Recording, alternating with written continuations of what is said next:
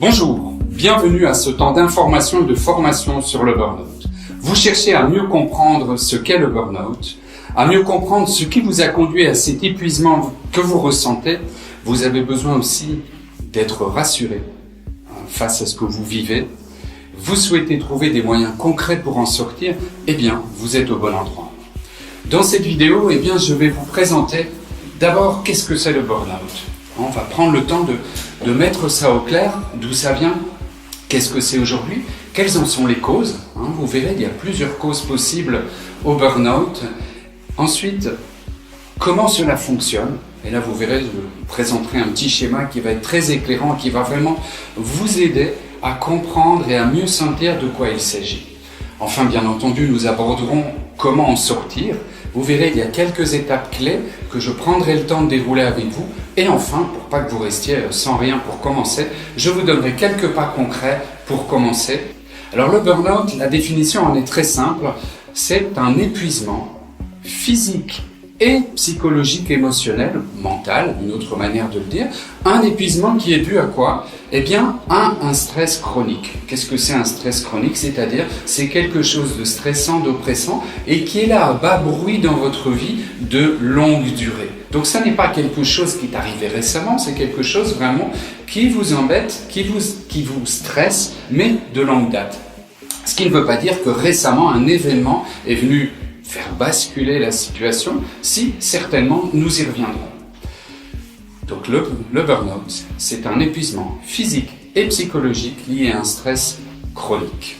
Alors le burn-out n'est pas du tout quelque chose de neuf, on en parle depuis plus de 40 ans, ça a été défini dans les années 70 par des psychiatres et des psychothérapeutes qui en ont fait une première définition. À l'époque, ça concernait surtout les soignants et les enseignants. Aujourd'hui, la situation a beaucoup évolué, on en parle vraiment beaucoup plus. Qu'est-ce qui fait que tout d'un coup on en parle plus ? Mais je ne sais pas si vous vous souvenez, mais il y a quelques années, des cas de suicide ont défrayé la chronique en France.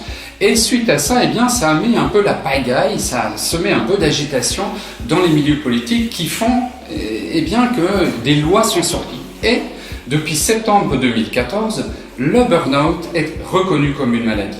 Qu'est-ce que ça change ? Eh bien, beaucoup de choses, dans le fond.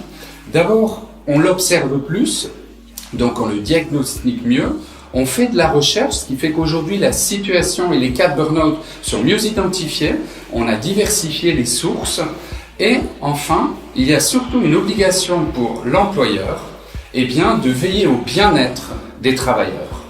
Alors aujourd'hui, ce n'est peut-être pas encore très palpable dans les entreprises ni sur les milieux de travail. Il n'empêche qu'aujourd'hui, il y a une obligation légale de l'employeur de veiller au bien-être du travailleur. Alors, certaines mesures se mettent en place. C'est sûr que ça a mis 40 ans pour être reconnu comme une maladie. Ça mettra sans doute encore quelques années avant que ces mesures mises sur les lieux de travail soient réellement efficaces et soient réellement au service de votre bien-être. Je parlais des causes. Quelles sont les causes de burn-out ? Alors, c'est-à-dire, qu'est-ce qui est source de ce stress ? Qu'est-ce qui est insécurisant ou stressant sur le lieu du travail, entre autres ? Eh bien, les causes sont multiples, bien évidemment. Alors, on distingue des causes extérieures aux travailleurs.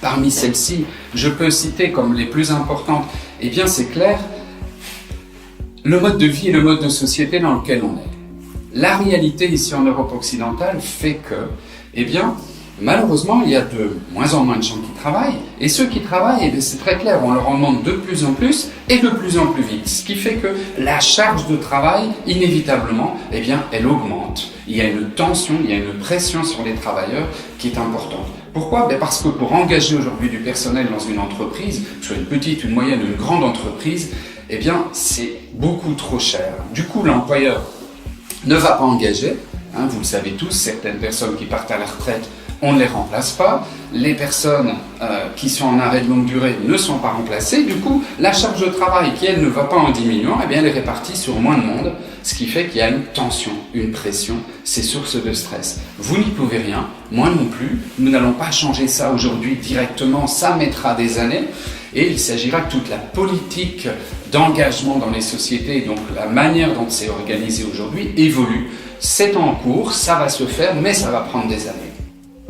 Donc, première source de stress, le mode de vie, le mode de société dans lequel nous sommes aujourd'hui.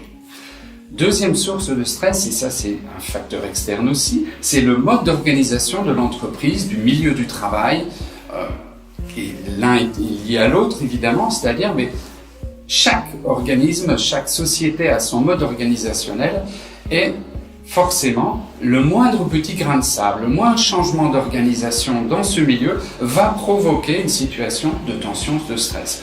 Un nouveau responsable, nouveaux collègues, changement de déménagement de site ou réorganisation. Vous savez, régulièrement, il y a des nouveaux responsables, il y a des nouveaux cadres, et chacun arrive avec ses nouvelles idées, certainement très bonnes, mais qui sont parfois implémentées ou mises en route, mais pas toujours d'une manière, j'allais dire, raisonnée, réaliste, qui ne tient pas compte d'où vous venez de l'histoire de l'entreprise, ni vers où on va. Du coup, ces situations, eh bien, sont source, elles également, de stress. Bien sûr, il y a de nombreuses autres sources de stress, un nouveau programme informatique, etc., etc. Ça, c'est pour tout ce qui concerne la sphère professionnelle. Il y a bien entendu des sources de stress qui peuvent être liées à votre vie privée, des soucis avec des enfants, des soucis dans la relation de couple, un parent qui est malade, etc., etc. Tous ces facteurs, évidemment, sont sources de stress. On les met les uns à côté des autres, évidemment, ça génère déjà une pression. Mais le plus important, aujourd'hui, et c'est peut-être ce message-là qui est vraiment à retenir, c'est qu'il y a aussi des sources de stress, je vais dire des facteurs liés à votre personnalité. Alors, qu'est-ce que je vais entendre par là? Eh bien, le burn-out n'atteint et ne touche pas tout le monde. Il y a un profil type que je vais vous expliquer. Le burn-out touche principalement des personnes engagées, passionnées, qui se donnent à fond dans ce qu'elles font et qui donc ont du goût pour leur travail. C'est vraiment des personnes qui aiment leur travail, qui sont plutôt, du coup, puisqu'elles aiment ce qu'elles font, un peu perfectionnistes, puisqu'elles aiment ce qu'elles font, elles ont aussi du mal à déléguer, non pas qu'elles ne font pas confiance dans l'autre, pas du tout, mais comme elles aiment que les choses soient bien faites, eh bien, c'est très clair, elles vont se donner à fond.